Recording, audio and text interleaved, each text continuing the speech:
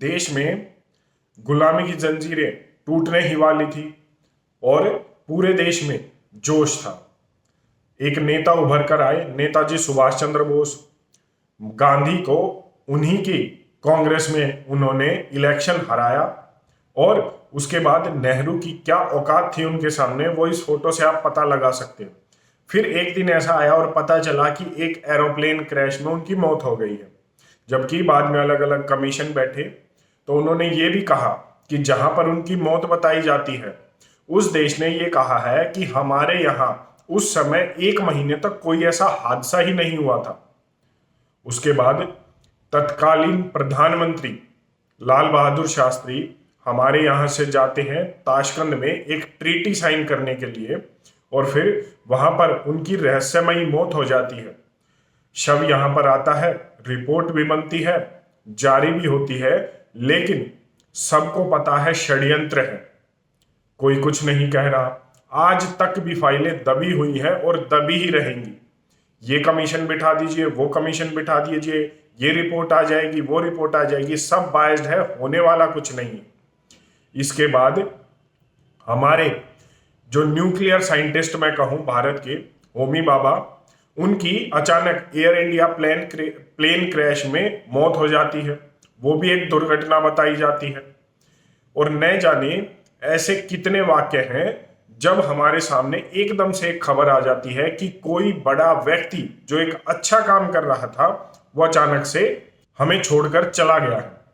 हाल ही में कल ही CDS general Bipin Rawat की खबर आई, जब हेलीकॉप्टर MI-17 जो एक सेफ हेलीकॉप्टर माना जाता है, हालांकि मशीन है, कभी भी गड़बड़ी हो सकती है, उनका हेलीकॉप्टर क्रैश होने से उनके साथ जो 13 लोग सवार थे, टोटल 14 लोग, 14 के 14 लोगों की मौत हो चुकी है और देश को ने अपना पहला चीफ ऑफ डिफेंस स्टाफ खो दिया।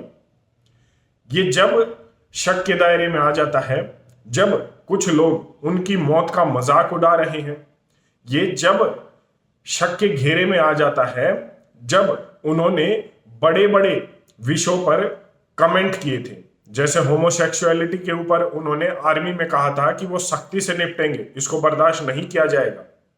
और इसके साथ साथ जो सबसे हैरान कर देने वाली बात है, जो मुझे लग रही है, वो ये कि 2 दिन पहले ही उन्होंने बायो वॉर के ऊपर एक कमेंट दिया था।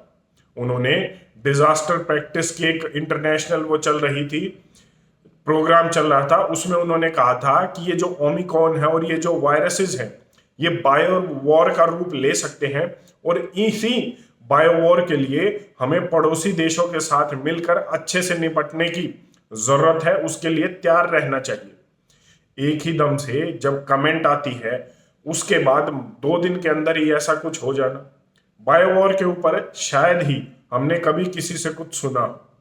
और ये अभी भी क्यास ही लगाए जा रहे हैं। कोई कह रहा है ब्लैक बॉक्स मिल गया है, ये रिपोर्ट आएगी, वो रिपोर्ट आएगी, संसद में बयान जारी होंगे।